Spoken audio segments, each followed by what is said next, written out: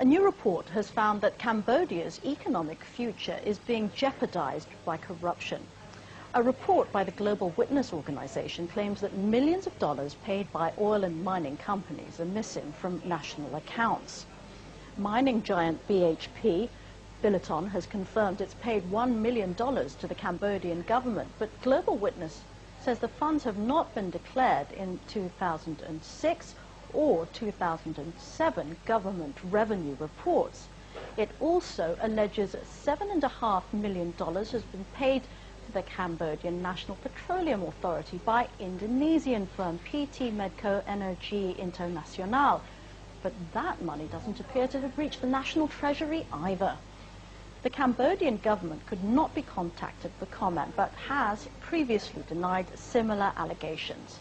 Gavin Hayden is the campaign's director for Global Witness, and he joins us now live from Bangkok with more on this report.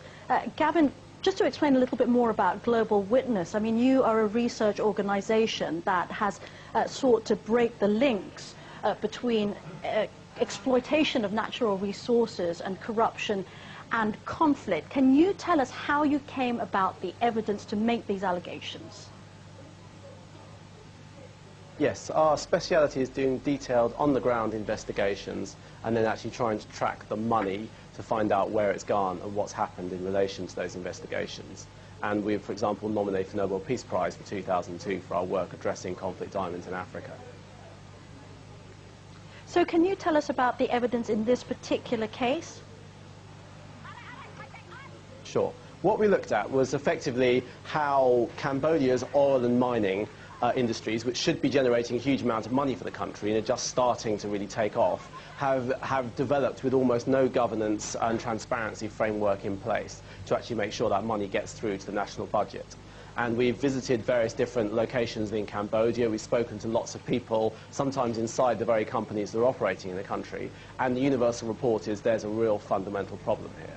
Now, previously, we've investigated illegal logging in Cambodia for about 15 years, right. And our previous report showed how the military and political elite were effectively benefiting directly from illegal logging. Our new report shows exactly the same people now appear to have taken over the oil and mining industries, and that's not good for the country's future. So can you name names about where this money has gone? Well, that's what we're not entirely sure about, exactly where the money's gone. All we know is it's gone missing at this stage, and frankly, that's deeply concerning enough. So we wrote to every company operating in Cambodia that we knew of. Again, there's no public information about this. Only 3 of those companies, of about 50 we wrote to, wrote back to us, telling us about some basic information about their operations. And on the basis of that, we discovered that there already seems to be discrepancies between what companies said they paid for concessions and what the government says it's received of, some millions of dollars. So if you scale it up across the country, you're talking about at least the low tens and possibly, $100 or more million that doesn't appear to be accounted for in Cambodia's national budget. And that's gravely concerning. To put it into context, Cambodia has amongst the worst human development indicators in the region and desperately needs this money for development. Gavin Hayden, just finally, there are people in Cambodia who can imagine would take issue with the actual title of your report, Country for Sale. Is it really that extreme in Cambodia? To give you an example, our previous report, which was detailing the illegal logging links to the elite around President Hun Sen and others, got banned, and we had direct threats made to us by senior Cambodian government officials and everything else. So I think we would safely say that this really is a country where there's a massive, ingrained, high political corruption problem. And the key challenge is to get the donors who provide half of the aid budget to Cambodia, so half of Cambodia's budget through aid, to actually address this and take this seriously. We aren't in a disaster yet, but we're on the brink of one. And now concerted action by the international donors and others could hopefully steer the Cambodian government round to do the best for its people, actually put the money towards development.